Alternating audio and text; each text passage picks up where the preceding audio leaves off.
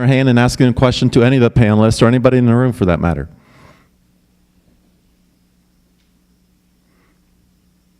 Promise. I wonder if you, John, could offer some ideas about entrepreneurship and its relationship to Olney. Wow. As I mentioned earlier, I did take a class in entrepreneurship, found it very interesting learning about it. I did learn that I am not one. I'm very happy working for somebody else, but I'm inspired and motivated by those that are entrepreneurs because they really, I think, make a difference in the world. I think a lot of the themes that have been discussed tonight, number one, the passion for what you're doing. Number two, finding a need that needs filled. And obviously the thrust of the summit is defining a need that needs filled as well as will produce an income for Olney is vital. We see it every day in the bank of people coming, I shouldn't say every day, but often in the bank of people coming in and starting new businesses that make a difference. So maybe this is a small bakery or maybe this is a major business, but whatever, it's somebody that had that spark, they had that passion, they had that idea to start something. And then from there it just grew and grew and grew. It was interesting that Mark mentioned the cake decorators. And he's right. There are master cake decorators out there that make beautiful things, and they charge an arm and a leg for it. Is it really that they're charging for the ingredients of that cake? Absolutely not. Or are they really charging for the artistry of that cake and the passion going into it and the creativeness? So they're finding a need, they're filling it, and they're selling it at a very big profit. From a banking perspective, the capital is essentially important because I can't remember which person spoke to it, but you got to have the money to be able to sustain the business. You don't want to take on too much debt because you don't want to be a slave to your debt. Marketing, again, is very important, just to sum up some of the comments, because if nobody knows what you're doing, it doesn't make a difference. My great uncle Albert, who was my grandmother's brother, just passed away this past weekend, and he, right before he passed away, left words to my son, and he made a comment, you know, if you don't share in your life what you do with your life with someone else, did you really have that experience? And the same thing here, if you come up with a good idea and you don't share it and market it, did you really have such a good idea? I'm one of those people that might come up with an idea but don't follow through, but the true entrepreneurs in the room are people who had the idea, sparked the idea, and then put it to service. So I'm not sure if that's really answering your question. Thank you. Yes, sir. John, do you have ideas about what is needed in this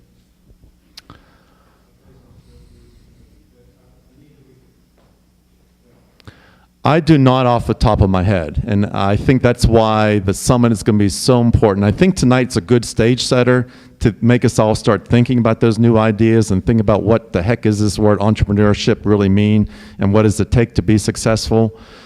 But with that in mind, no, I don't have a good idea, but with that in mind, will I be thinking about it over the next couple months? Absolutely, because there are needs. Barnesville is a very special place. Pumpkin Festival obviously is going on now, and that kind of, you know, there's festivals all over the country in all kinds of small towns, but there's just something special about that Pumpkin Festival, and I think it's because it's in this close-knit family. There's only 4,200 people that live out here, and they put on one of the best festivals in the entire state of Ohio, and that's what brings so many people in. So I think I'm saying that, but I think everyone in the room is thinking the same thing. Let's come up with something really good that will meet some needs in Barnesville. Sorry I didn't have a specific answer, though. Other questions? I would just say just one thing. I'm thinking about the need in the community. When I think about the school running a business or having something associated the students work in, I think one of the things that makes a business go is consistency. And with the school cycle of the school year, I think you're going to have, depending on what business it is, some are seasonal, but I think you're going to have somebody who's with that year-round so that when customers call or need attention, oh, well, we're off on, you know, nobody's here today. You know what I mean? That's not going to work. So I think there definitely could be very successful, but it's going to have to be something that's consistent and runs year-round, probably. Other questions?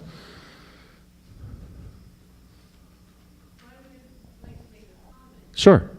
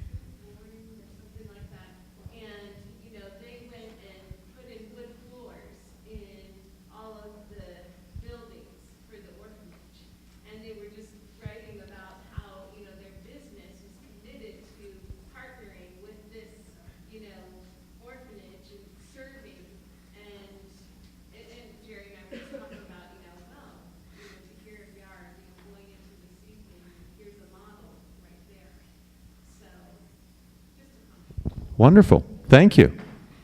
And especially with technology in today's world, that could happen. Other comments from anybody else or questions? Yes? You said, all of you said pursuing your passion, and I totally agree, if you don't have passion, you can't really feel you and push what you want to push. But, looking back what you've done, is where you are, is where what you thought you would be when you started, or a different place?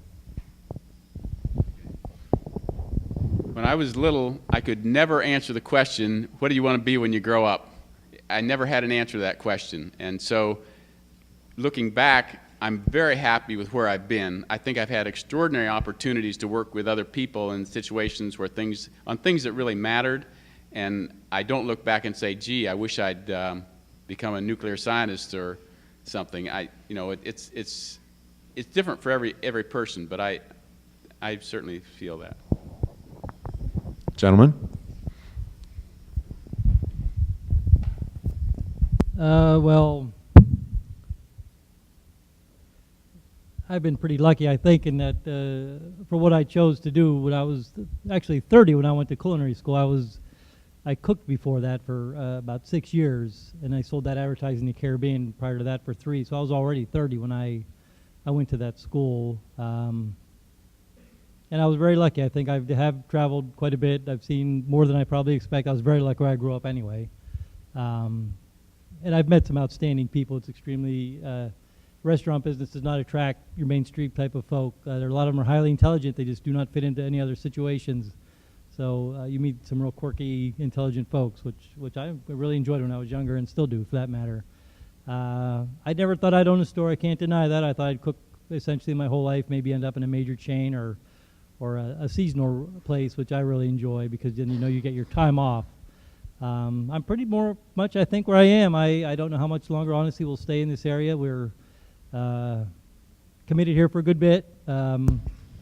The store still has a way to go, I suppose. I still have pretty good energy as far as work goes. I thought I'd probably be cooking more on a restaurant level than what I'm doing now, but I have to admit, 20 years ago, I would have said, yeah, I'll still be in the business. I can't deny it. I did enjoy it.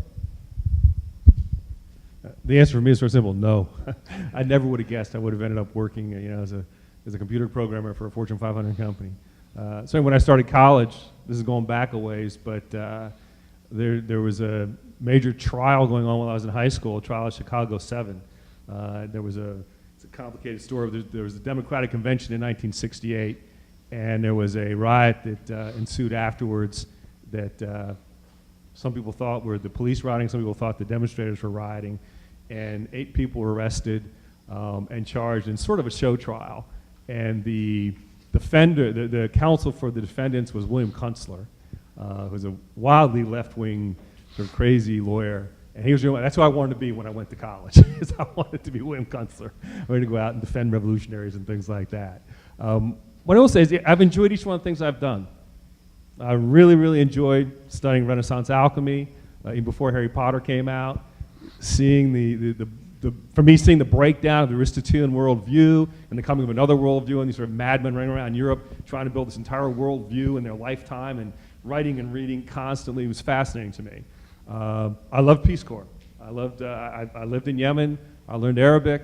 It was a fascinating opportunity to live in a wildly different kind of country. Mogadishu was an education in what it's like when governments fall apart. And I thoroughly enjoy the writing code. So each one of those I've enjoyed, but I can't say that any one of them, that I would have predicted any one of them would have been something that I thought about 20 or 30 or 40 years ago.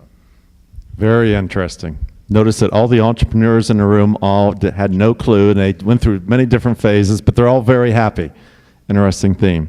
Any other comments as we close? Yes? I was just thinking, if you could, consistency is going to be a key point because not only in the school year, you have faculty, students always leaving. I don't know why more NASA's educational distribution center used to be run out of a high school tech center. And what they would do is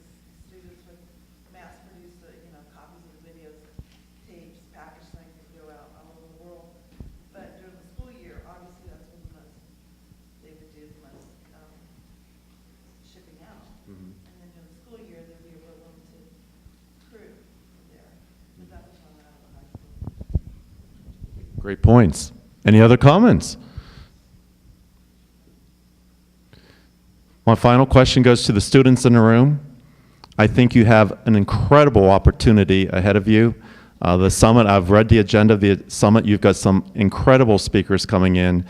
And to me, you have an opportunity to truly make a difference, because just think about it, if you're able to come up with a program that can make money for this school, to open it up for even more school, students to afford it, you can truly say that you've made a difference in life. So kudos to you, good luck to you. My second question is, I've been hearing rumors of this awesome float that I'm going to see tomorrow in the parade. Who's all going to be part of that? And you're the, awesome. I cannot wait to see it. I've seen the design, but I've not seen it in reality. And thank you for having me. I'd like to turn this back over to Rich. Can I say one thing? Whoop. I just wanted to say one thing to the students here, thinking about what Rich announced about the solar project thing. I think schools, as well as people, have phases in their lives, and this school has been through some good phases and some very difficult phases, and I think now it's on an upswing, and there are lots of possibilities out there, and I think you're very fortunate to be here at this time, because, as you said, there are lots of possibilities, and it's much more open and exciting than it was a few years ago.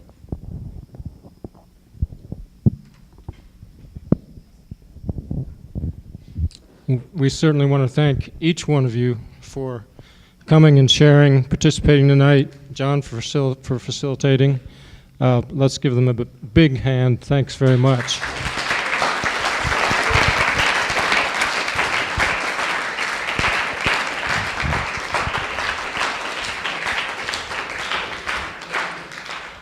I'm guessing that if you have questions that you didn't want to drop on the table or volunteer during the evening, and if you'd like to talk with them individually, I'm guessing that they'd be quite willing to do that. We're going to close this part of the program, as we do every day here at Olney Friends School, with a few moments of silence.